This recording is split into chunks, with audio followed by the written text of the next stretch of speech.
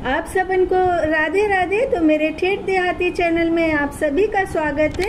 और 22 सितंबर को हमारी माँ, हमारी जगत जननी अपने 9 स्वरूपों के साथ भक्तों को दर्शन देने के लिए आ रही हैं।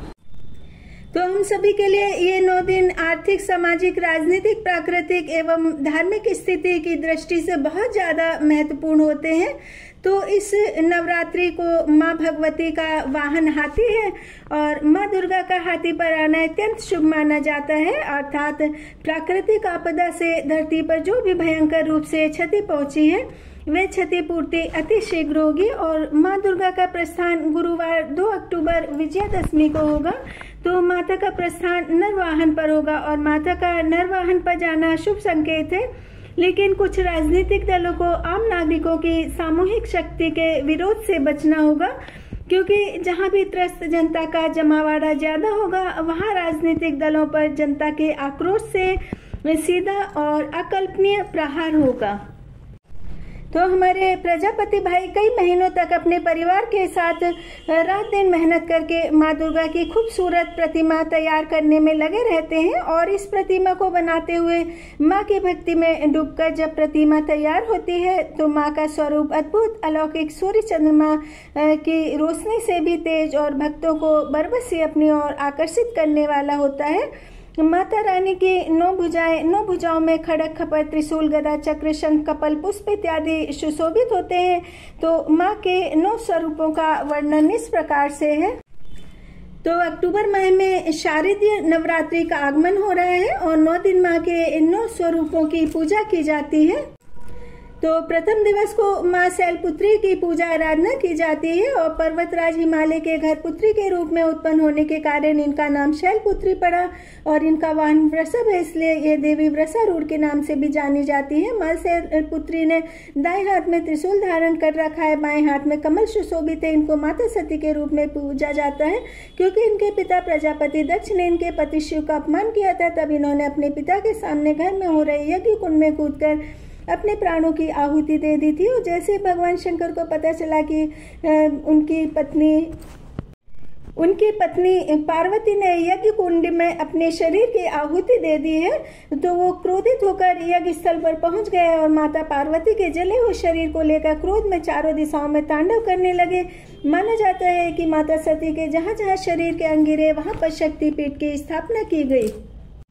तो माँ दुर्गा के दूसरे स्वरूप को माँ ब्रह्मचारिणी की पूजा की जाती है। और ब्रह्म का तपस्या और चारिणी यानी आचरण करने वाली। तो इस प्रकार चारिणी का अर्थ हुआ तप का आचरण करने वाली। भगवान शंकर को प्राप्त करने के लिए माँ पार्वती ने घोर तपस्या की थी और माँ ब्रह्मचारिणी की कृपा से सर्व सिद्धि प्राप्त की जाती है। और देवी के इस स्वरूप से हमको ये शिक्षा मिलती है कि कठिन परिस्थितियों में भी हमको विचलित नहीं होना चाहिए। तो माँ दुर्गा की तीसरी शक्ति का नाम चंद्र घंटा है और इस दिन माँ चंद्र घंटा के विग्रह की पूजा आराधना की जाती है। और इस दिन साधक का मन मणिपुर चक्र में प्रविष्ट रहता है और इस देवी की कृपा से साधक को अलौकिक वस्तुओं के दर्शन होते हैं, दिव्य सुगंधों का अनुभव होता है और कई तरह की ध्वनियां सुनाई देने लगती हैं। और देवी का यह स्वरूप परम शांतिदायक और कल्याणकारी माना जाता है और हमको निरंतर देवी माँ के विग्रह की पूजा आराधना करनी चाहिए। और चंद्र घंटा देवी के मस्तक पर घंटे के आकार का आधा चंद्र बना हुआ है, इसलिए इनको चंद्र घंटा माता कहा जाता है। और इनके शरीर का रंग सोने के समान बहुत ही चमकीला है और इस देवी के 10 हाथ है। वे खड्ग और अन्य अस्त्र शस्त्र से विभूषित है और सिंह पर सवार इस देवी की मुद्रा युद्ध के लिए उद्यत रहती है। इनके घंटे की भयावह ध्वनि से अत्याचारी दानव, दैत्य और राक्षस कांपते हैं। और इन देवी की आराधना से साधक में वीरता और निर्भीकता के साथ ही सौम्यता और विनम्रता भी आती है।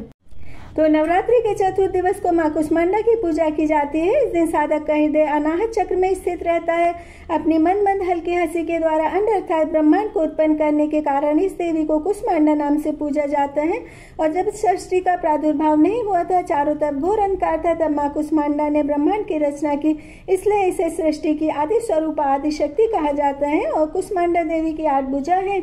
इसलिए इनको अष्टभुजाधारी भी कहते हैं। इनके हाथों में क्रमशः कमंडल, धनुष, बाण, कमल, पुष्प, अमृत, पूर्ण कलश, चक्र एवं गदा है। और इस देवी का वाहन सिंह है। इन्हें कुमड़े की बलि अति प्रिय है। संस्कृत में कुमड़े को कुसमांड कहते हैं, इसलिए इन देवी को कुसमांडा देवी के नाम से जाना जाता है। कुसमांडा देवी का वास सूर्य मंडल के भीतर लोक में है और सूर्य लोक में रहने की शक्ति एवं क्षमता सिर्फ इन्हीं में है। इसलिए इनके शरीर की कांति सूर्य की भांति तेज है। इनके तेज से दशों दिशाएं अलौकिक हैं। ब्रह्मांड की सभी वस्तुओं प्राणियों में इनका तेज व्याप्त है।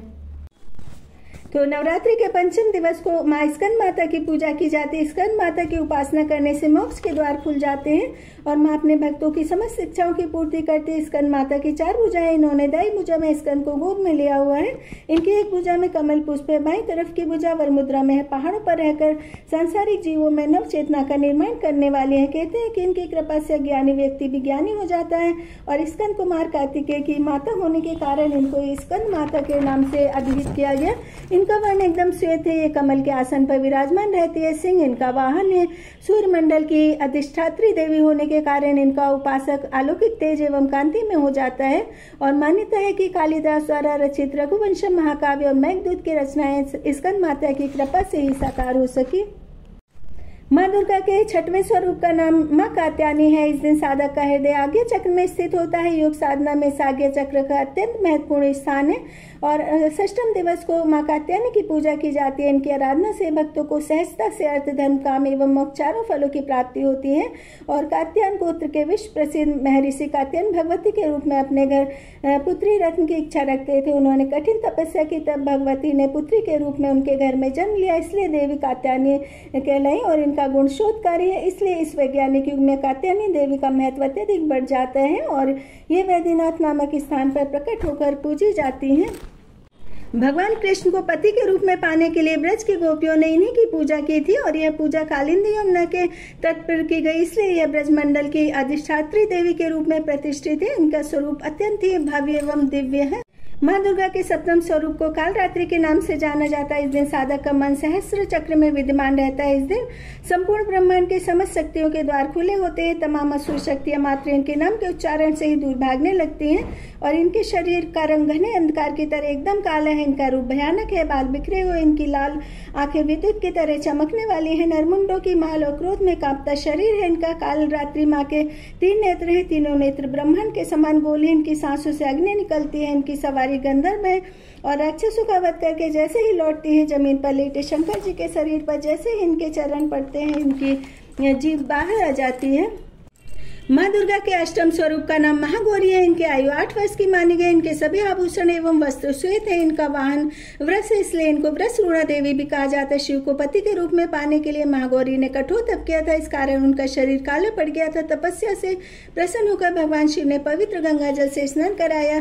उनका रूप एकदम गौर वर्ण का हो गया। जो भी स्त्री संपूर्ण भक्ति भाव से माँ गौरी की पूजा अर्चना करती है तो माँ गौरी उनके सुहाग को दीर्घायु प्रदान करती है। माँ दुर्गा की 9वीं शक्ति सिद्धरात्रि है। इस दिन तांत्रिक अघोरी बाबा ज्योतिषी तंत्रों यंत्रों मंत्रों का प्रयोग करके अनेक सिद्धियों को प्राप्त करते हैं और हिमाचल के नंदा पर्वत पर इनका प्रसिद्ध तीर्थ स्थल है। भगवान शिव ने इन देवी की कृपा से तमाम सिद्धियां प्राप्त की थी। इस देवी की कृपा से शिव जी का आधा शरीर देवी का हो गया। इस कारण शिव जी अर्धनारीश्वर नाम से प्रसिद्ध हुए। तो आप सभी पर माता रानी कृपा बनाए रखे और नवरात्रि की आप सभी को एडवांस में ढेर सारी शुभकामनाएं।